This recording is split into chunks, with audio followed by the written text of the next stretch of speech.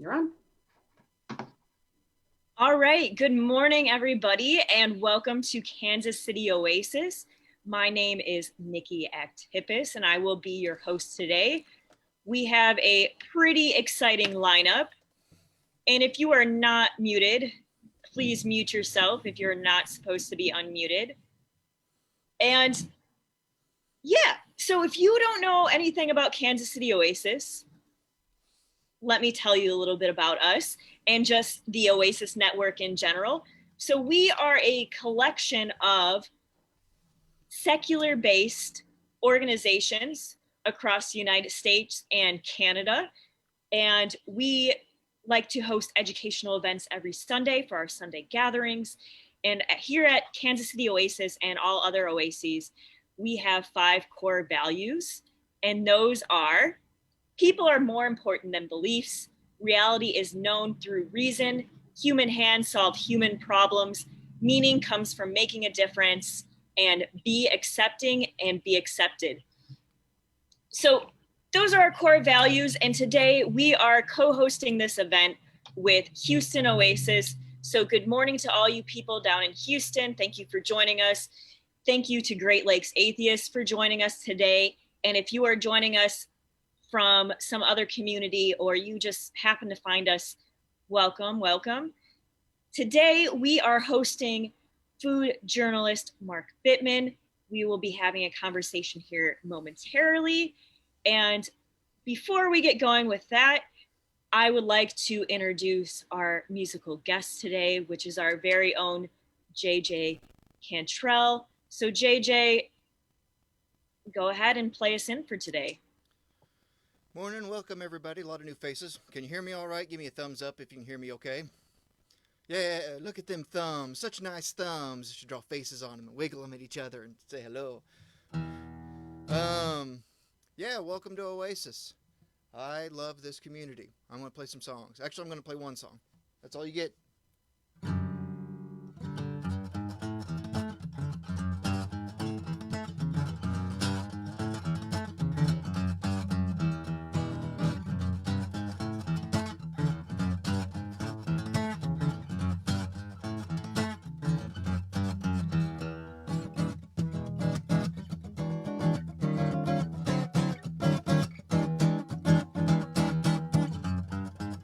Breaking the schedule, sufficient coolant leak. We thought we were doing the right thing. Now you cannot be too picky and shying on a Sunday. So up walked the mechanic with the perpendicular teeth. Perpendicular teeth. Perpendicular teeth. Perpendicular teeth. Oh yeah. Perpendicular teeth. Perpendicular teeth, perpendicular teeth, oh yeah.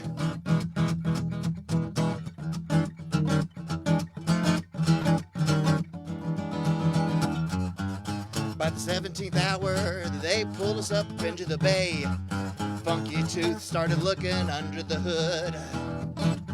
After clearing a path to the water pump and taking a 4-hour break, by hour 27 we were all good. Then we sailed from Little America, we sailed from Little America, we sailed from Little America, oh yeah. We sailed from Little America, we sailed from Little America, we sailed from Little America, oh yeah, oh yeah.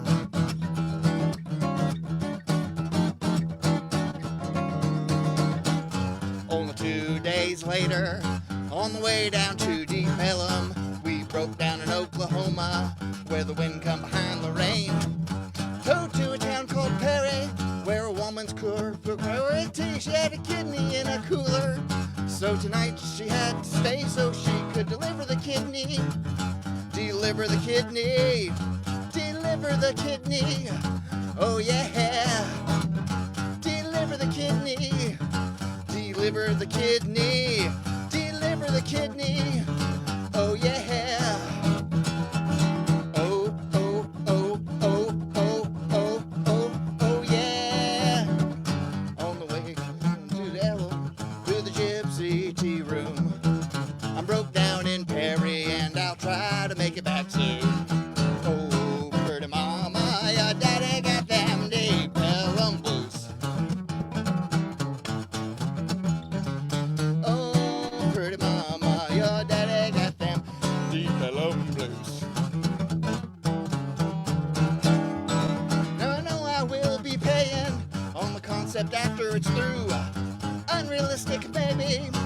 there's something I got to do. I need a big ass bus with a satellite dish, a double-decker double wide, how I wish, a dream open-eyed that it be true. My double-decker double wide, my double-decker double wide, my double-decker double wide, oh yeah. My double-decker double wide, my double-decker double wide, my double-decker double wide, oh yeah, oh yeah, oh yeah, oh yeah. Who ice makers and both refrigerators, a silent but violent generator to run the subwoofers and the disco ball, the escalator up to the dance hall on the second floor with a giant skylight, a driving range and jacuzzi just right for skinny dipping right after the show at 80 miles an hour. It's worth all the dough. Until then, I'll stand on the corner with a sign that says we'll work for my double-decker double wide. Until then, I will stand on the corner with a sign says I will work for my double-decker double wide. Perpendicular teeth in little America, deliver the kidney in my double-decker double wide. Perpendicular teeth in little America, deliver the kidney in my double-decker double wide. Perpendicular teeth in little America, deliver the kidney in my double-decker double wide.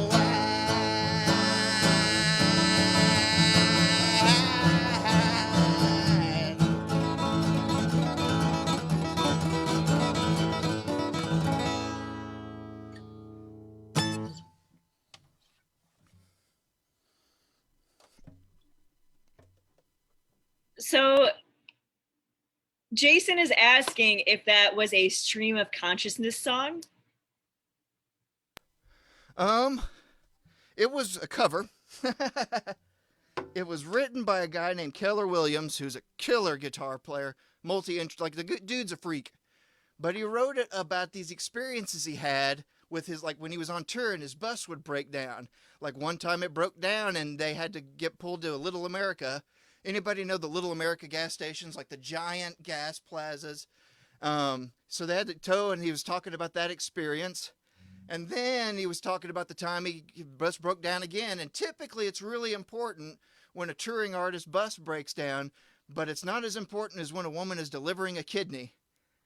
And so he did that. And then he just talked about, you know, the idea of touring and like the big grandiose dreams. Barry, it's such a good way to open today. I appreciate it, JJ. And I appreciate you every day, all day. Even my face? Even your face, even though it's a naked face today, I still appreciate it. So give JJ a silent round of applause, because why not? JJ is JJ, and we will see you near the end of our program, correct? For our little mini concert. You're going to give us some more grooving this morning, right? Yep, I'll be back. Awesome. Thank you so much, JJ. So, like I said earlier, if you weren't logged on, we are shaking things up a little bit today because we have a very special guest that I would like to introduce.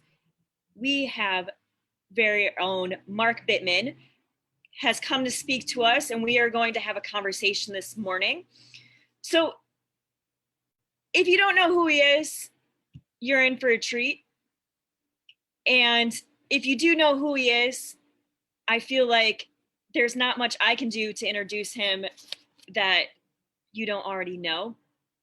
So, Mark, I actually just want to open it up to you to introduce yourself, because I feel like anything I'm about to say is not worthy of how you can introduce yourself, because yes. Good morning. Good morning. I'm on the East Coast, so it's actually afternoon, but good midday. Well, for those of you who don't know me, I've been writing about food since 1980. I began by writing restaurant reviews, recipes, cooking stories, travel stories, and so on. And that I'm going to make this a very brief introduction.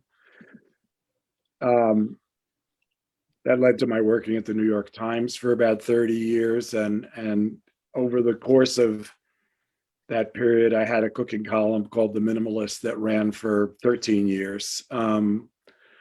But towards the end of that period, I began to think that it was too important. Food was too important to write just about the enjoyment of it. And that we had to start taking, or I wanted to try to convince people to take food more seriously.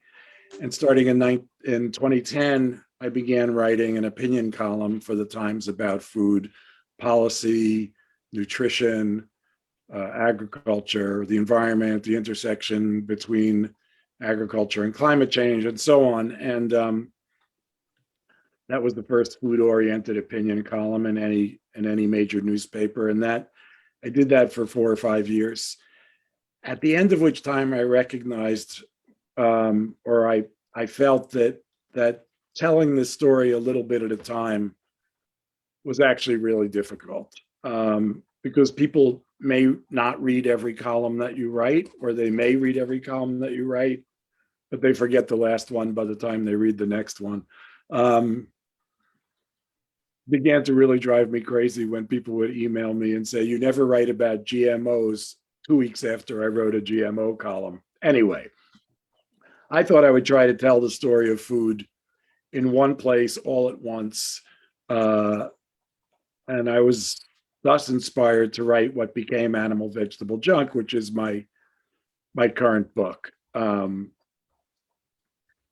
Animal Vegetable Junk is the story of, it's subtitled A History of Food from Sustainable to Suicidal. That does kind of sum it up. It is the story of food and humanity, the development of agriculture, how we got to where we are today, why this isn't working for everybody, and what we can do to fix it. So I'm leaving out all the usual biographical stuff about how great I am.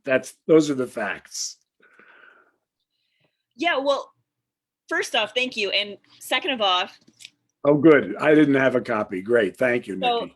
I wanted to make sure I had it up. I've kept it from my rabbits eating it, which is unusual, because they're very avid readers also. But yeah, so yes, thank you for that introduction. And I'm just gonna give. We're gonna talk a little bit about what's happening in your books and what you've been up to. But I just want to start off by asking, because my mom proposed this question, and I thought it was a good place to start. What is your favorite junk food? I don't do favorites very well, but I am currently on a serious licorice binge. Okay. So this week, or this year even, it's been licorice, which is pretty much straight sugar with flavorings, but it can be quite delicious. And I'm being asked to ask a follow-up question of red or black licorice. Oh, red licorice isn't even licorice. It doesn't even count as far as I'm concerned. You might have some people around here that might fight you. Me, not personally, but I'm just saying that there might be some strong words. You might get some strongly worded emails later about that. So, well, that's okay. Red licorice is a bastardization. Licorice tastes like licorice, and red licorice doesn't taste like licorice. So yeah, black licorice is licorice. Red licorice is unflavored licorice-like substance. It's like beyond junk food. It's junky junk food. Anyway, we can talk about more serious things than this, I believe. Yes, of course. But I was obligated to. My mom would have. We wouldn't want to piss off your mom, for sure. No, for you don't even know her, and for sure you are correct about that. And most everybody here can probably vouch for that. So now that we've gotten that out of the way, yeah, I want to talk a little bit more about animal, vegetables, and junk. And I kind of just want to start this off with what what inspired you for this book? I know you gave an introduction to this a little bit, but how did you get started um, with your research for this current book? I mean, I had focused a great deal on what many contemporary food writers focus on, which is why the food system isn't working. And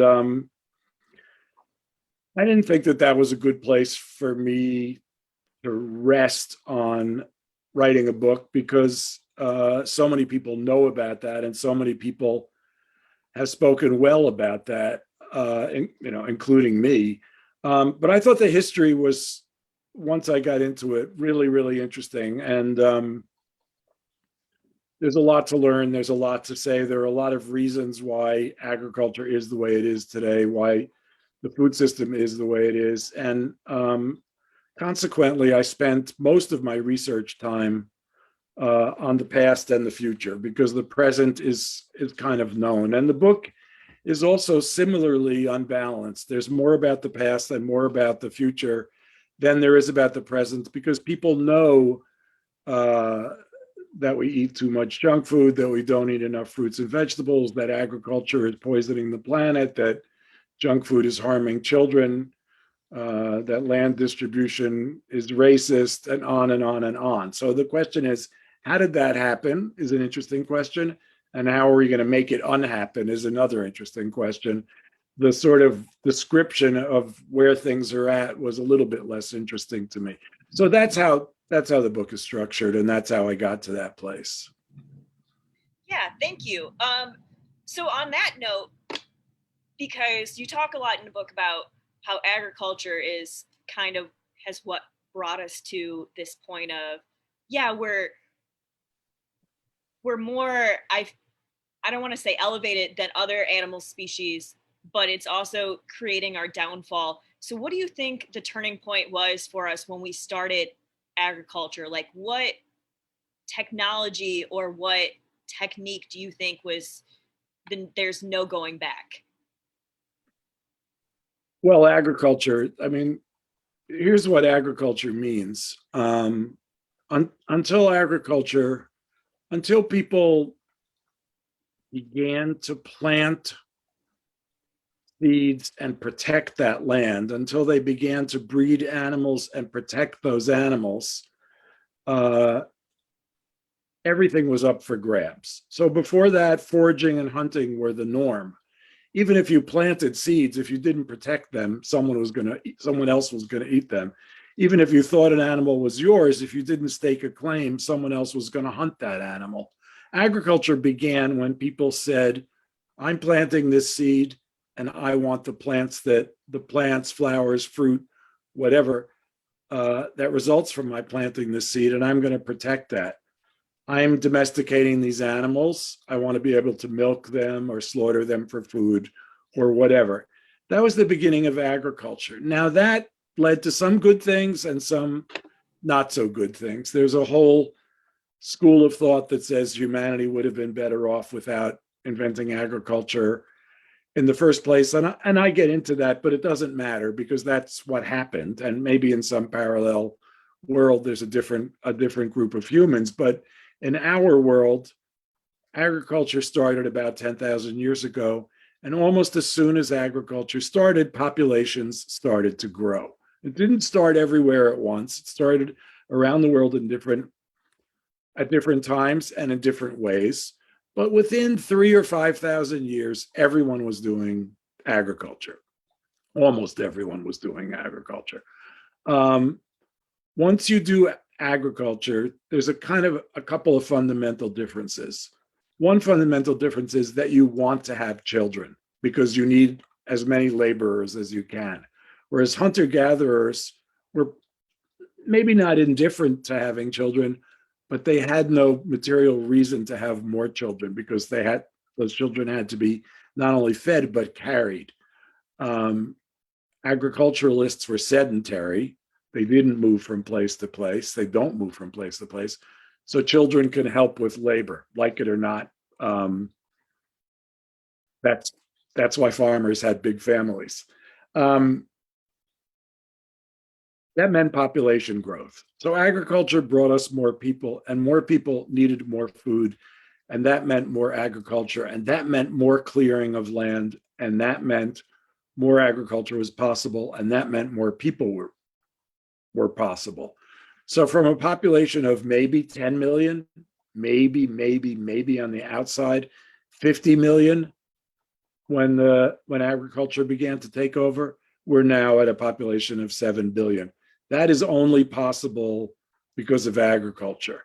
Um, so the turning point was really then. It's accelerated. It's gotten to the point where every arable place on earth where food can be planted is planted. Every place that animals can be grazed pretty much is grazed. The earth is packed. We can support a few more billion people, but not more than that. But fortunately, with increasing freedom for and education of girls and women, increasing use of birth control, population growth is slowing and looks like it will stabilize even maybe short of 10 billion, which the earth can support. We can support that number now. We can't support that number if everybody eats the way Americans eat, and that's a big issue. And we can't support that number if we do industrial agriculture for everyone, because the climate will continue to change too rapidly for that to be sustainable. But we can't support that number if we do things smartly. So the real question becomes, how do we do agriculture intelligently? How do we, as a group, support each other, support all the people in the world? How do we do sane resource use? How do we limit climate change? How do we minimize agricultural pollution? How do we maximize nutrition from agriculture? Those are the big questions now. Yeah, thank you. So as you were speaking about that, with the population boom, um, and just thinking about parallels to now, and then when we first saw probably one of the bigger pandemics, such as the Black Death, what role do you think agriculture has played in perpetuating such pandemics and continuing that cycle, if that makes any sense? I mean, the impingement on nature makes it more likely that diseases are going to spread from the animal kingdom, from the rest of the animal kingdom to humans. This is far from my area of expertise, so I'm not going to say more about it than that. But I will say that malnutrition, and there are, after thousands and thousands of years of malnutrition basically meaning not enough calories, in the last 50 or 100 years, we've seen a new form of malnutrition, which means people eating enough calories, but enough, even too many calories, but of the wrong calories that make us sick in different ways than traditional malnutrition. And chronic disease, insulin resistance, and other metabolic issues made it so that more and more people were susceptible to the complications of COVID than would have been otherwise. So, I mean, it's not a stretch. It doesn't take much of a stretch of the imagination to say that people who were healthier to begin with had better immune systems and were more able to fight off the complications of COVID. But many of the people who weren't healthier to begin with weren't healthier because of this new form of malnutrition. So going off of that, can you talk a little bit more about the food disparities with nutritional values? Because you mentioned it earlier about junk foods affecting younger kids and how folks in the United States eat. So can you speak a little bit more to how that all ties into agriculture and just what we're up to in general with the inequities in food sustainability? It all starts with agriculture, and And agriculture, as we know, is subsidized in different ways. Land distribution has been done in certain ways. For the last 150 years or so, the United States has encouraged the form of agriculture that became industrial agriculture. Farms are effectively factories at this point. And that's also well described as monoculture, that is the growing of one crop at a time. So the big crops in the United States, the biggest are corn and soybeans, are not really geared toward feeding people directly. They're geared toward, in the case of corn, producing ethanol, which is not even a food product, obviously. But both corn and soybeans are used heavily to produce junk food and to produce animal feed. And as a result, a great percentage, the majority of the calories that we eat today are from what you call ultra processed food, what we would now call ultra processed food or junk food. And that means food that has no resemblance or little resemblance to food in nature, licorice, for example, but breakfast cereals as well, and junk food of all kinds. It's estimated, and this is probably the most interesting statistic I came across in researching animal vegetable junk, it's estimated that something like 60% of the calories available in the United States today, so the majority of calories available in the United States today, that is, what's out there to be eaten, is in the form of ultra-processed food. Now, the leading cause of death in the United States is chronic disease. And the leading driver of chronic disease is bad diet. And the leading driver of bad diet is junk food. So if our agriculture is geared toward producing junk food, and junk food causes chronic disease, which is our leading cause of death, we have a direct link from bad agricultural planning or bad agricultural policy to premature death. And as most of you probably know, the average American lifespan started to go down a few years ago, and this is exactly why. So 60% of the calories in our diet are from ultra-processed food, and another whole bunch of calories are from animal products, which are not ultra-processed food, but not really great for you. There's not that much food being produced that's high-quality food that provides high-quality nutrition. That, of course, is the most expensive food that there is to buy. And that, of course, is largely being bought by people with money. So if you want to talk about disparities, you have to talk about the fact that public health officials have just spent 30 or 40 years trying to convince people that they needed to change their behavior, that they needed to exercise more and eat better diets. This is true, of course, but the food for eating better diets doesn't exist, because the 60% statistic means that either all of us, 100% of us, get 60% of our calories from junk food, or 60% of us get 100% of our calories from junk food. This is just a logical extension. Neither of those is true. Almost everyone gets some percentage of their calories from junk food, and as it happens, people without money get higher percentages of their calories from junk food, and people with money are able to buy higher quality food more often. So that explains the health disparities that we see, which is that poorer people have higher rates of chronic diseases. We're talking heart disease, metabolic syndrome, cancer, and so on. And healthier people happen to be people with more money who eat better and live longer. So, if you think agricultural policy isn't, well, let me put this a different way. Agricultural policy is really what determines what we eat, ultimately what determines what we eat. Until we have good agricultural policy, and there are quite a few things that have to change in order for us to have good agricultural policy, we are not going to be raising healthy generations of people. It's important to teach children how to eat.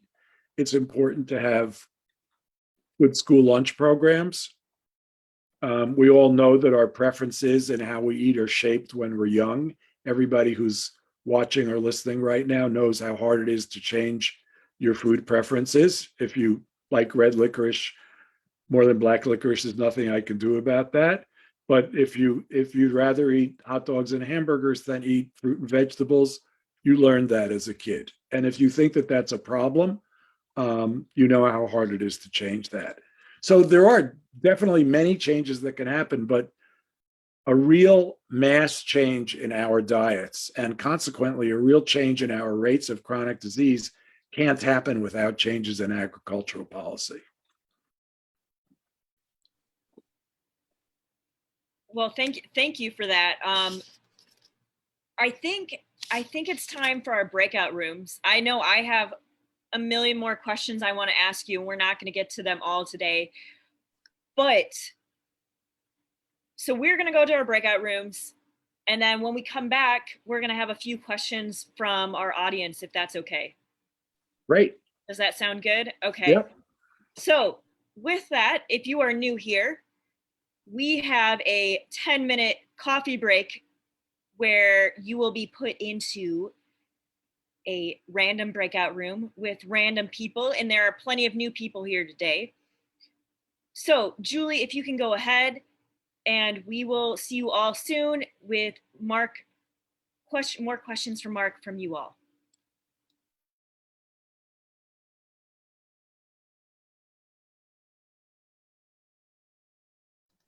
And we'll just remind everyone, if you stay in the main room, that your audio will pick up on Facebook Live. So please just keep any conversation in the main room PG-13. Thank you.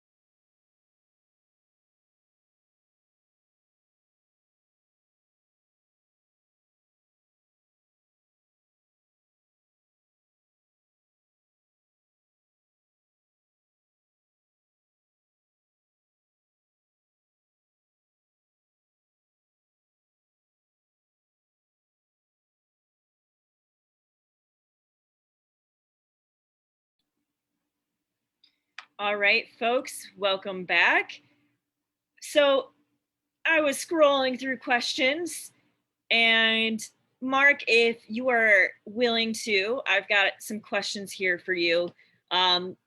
Trying to pick out the ones that aren't about licorice or arguments in favor for licorice. So, Shut up. Jesus. Sorry, I'm ready. no, you're okay. I was trying to figure out whose voice that was and ask them to mute. So yes, Mark, welcome back. Thank you again for being here. And I'm trying to combine a few of these questions because some of them are very, very similar. So we have a question from Facebook Live that is asking, how do we go beyond the current emergency food system that is not rooted in nutrition and more on commodity calories? What ag, food, nutrition policies have we historically used that made a sustainable impact on the health of communities that we might be able to replicate and build on today? So I think that's a two-parter there. Well, the emergency food system question is a really good one and obviously quite relevant. Until now, and including much of what's happening now, food pantries and the like were distributing food that was basically left over from other purposes. So the emergency food system 100 years ago looked like throwing government food off the back of trucks, and it hasn't changed a lot. But I think what we saw during the worst of the pandemic was that people began to rely more and more on farmers and regionally produced food. And there are now food pantries that are contracting with farmers and nonprofits that are contracting with farmers to specifically produce food for the emergency food system. So an attempt to try to get healthier food distributed at food pantries. We're also seeing food pantries that are refusing donations of sugary beverages and junky cereals and stuff like that. I think Rhode Island was the first food pantry in the country to do that, but others have followed suit. This is also a needed policy change, but without that, even without that policy change, I think we're seeing things move in a better direction. There are examples also of USDA funding pilot programs, and I don't want to give too much credit to USDA because these are small programs and they're not funded adequately. But there are interesting pilot programs in which food stamps, supplemental nutrition assistance program dollars, but everybody still calls them food stamps, are worth more when used at farmers markets to buy fruits and vegetables. There are even a couple of pilot programs now where food stamp recipients can join CSAs and use their food stamp money up front to pay for the CSA, and then gradually pay that off with their income from food stamps every month. So there are things that are small examples of this moving in the right direction. They're not huge federal programs, which is what they'd have to be in order to make big change in this arena. So I guess my personal follow-up question to that would be, how can we scale up those programs? Because I'm familiar with usually state or locally, those programs exist. You can go to a farmer's market, use your EBT card, and they'll give you extra tokens for the farmer's market or whatever, because you used your EBT.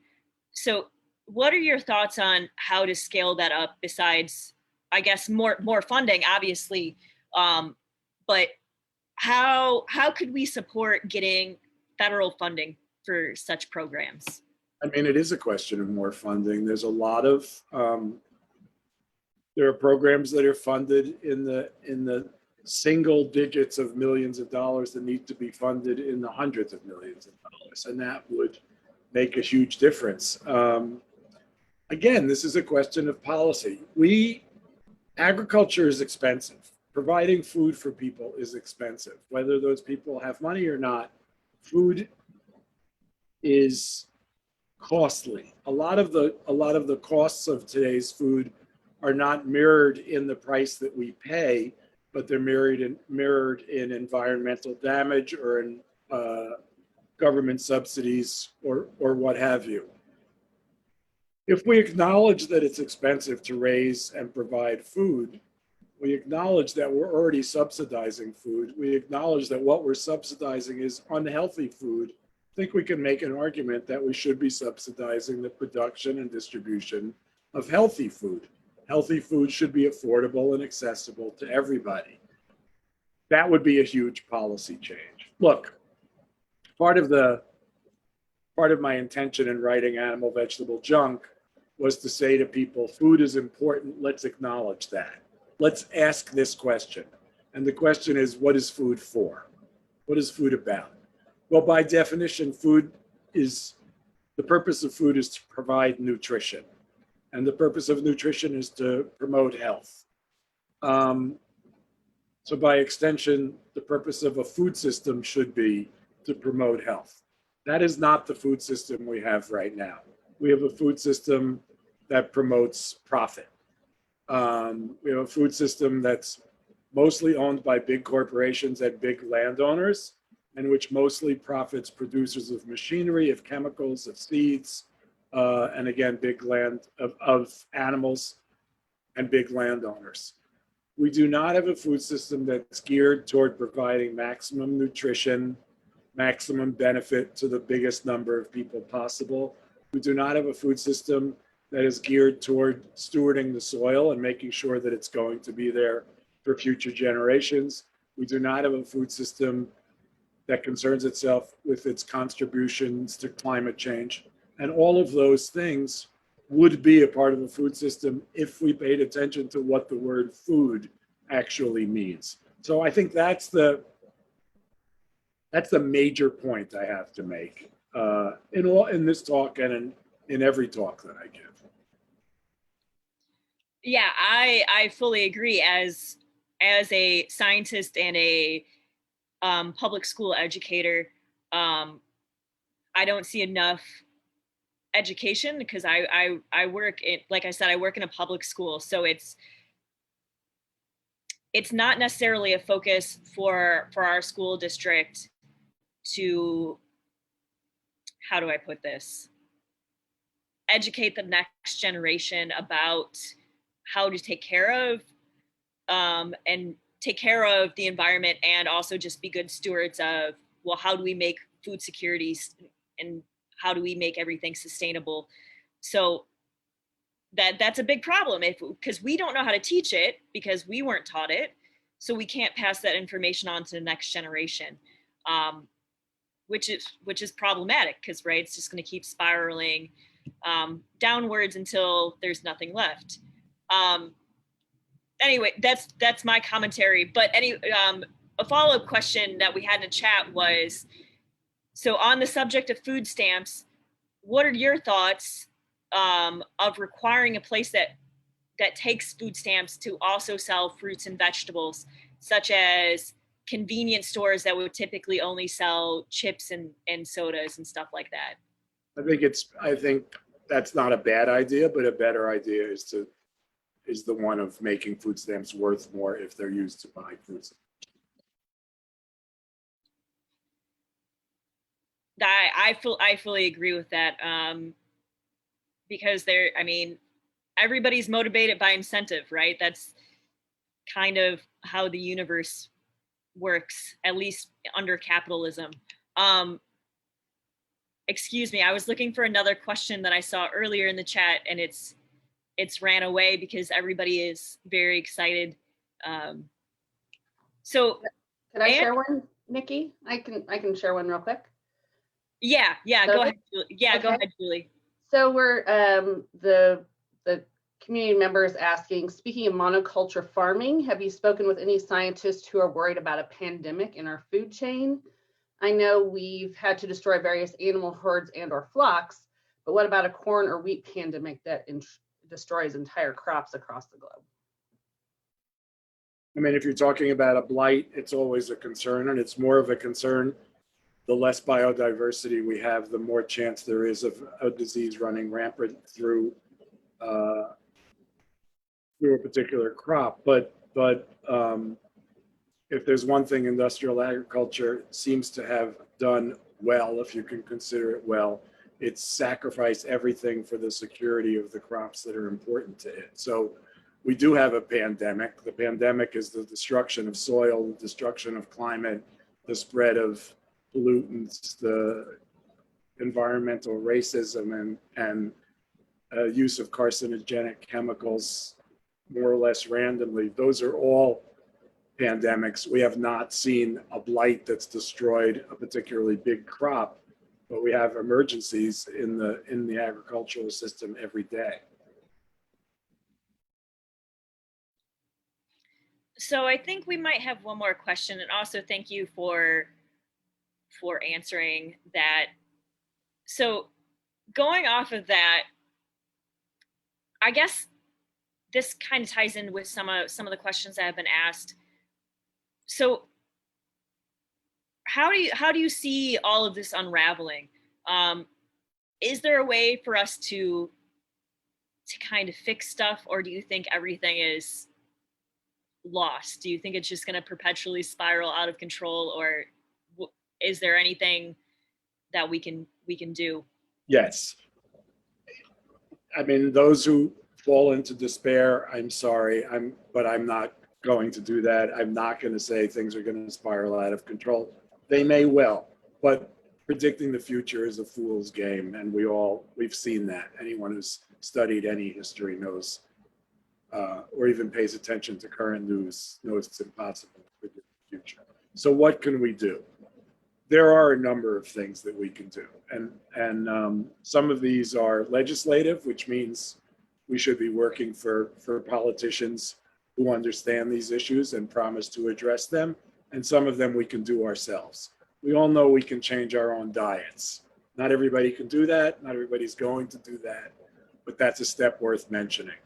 The other things that I would prioritize that would set us on the road toward improving the food system are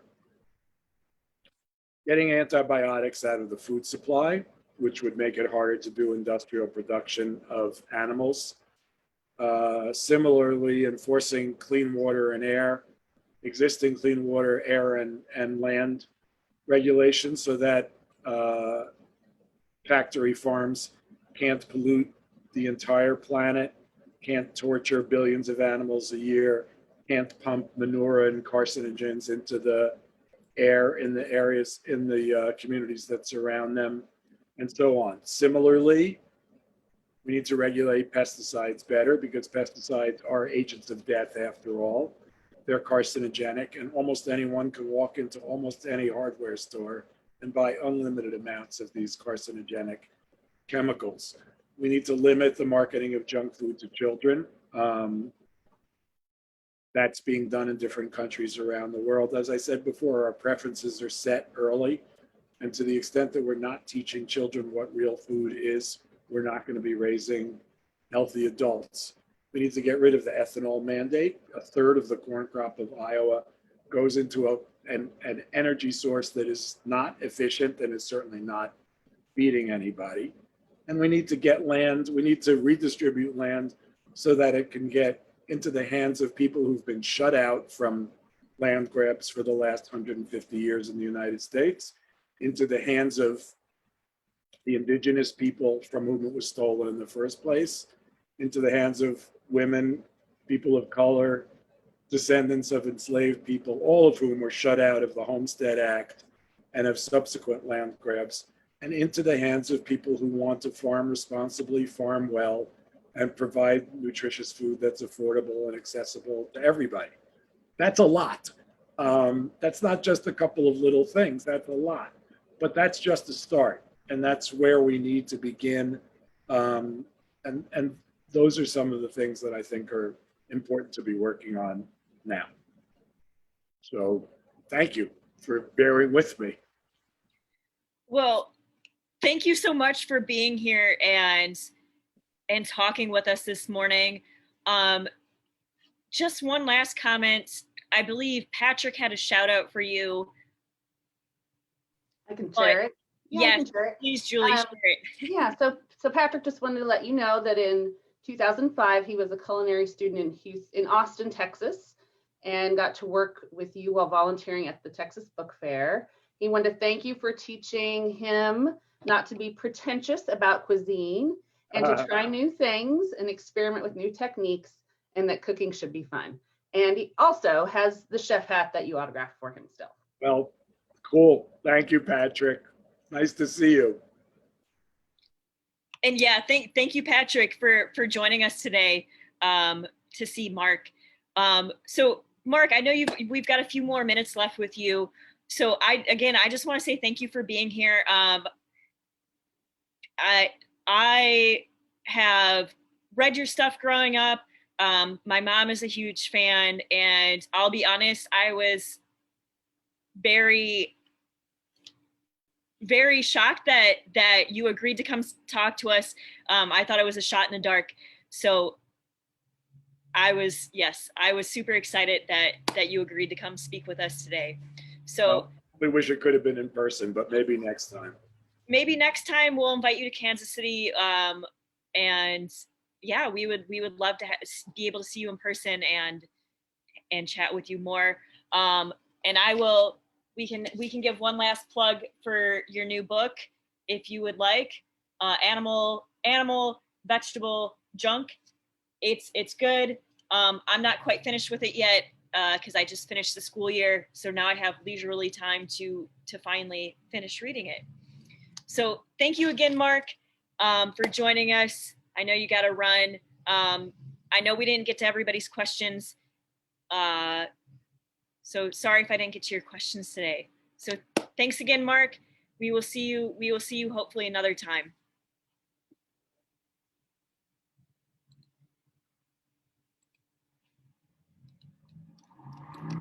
So with that, I know I promised you all some more music, but our musician had to leave. They had something personal they needed to attend to.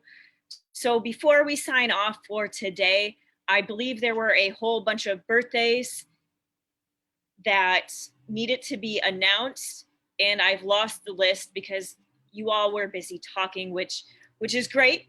I'm glad you all got a chance to talk in the chat. So maybe Julie can help me out here with those birthdays. But I will say congratulations to Eunice and her new husband. Logan.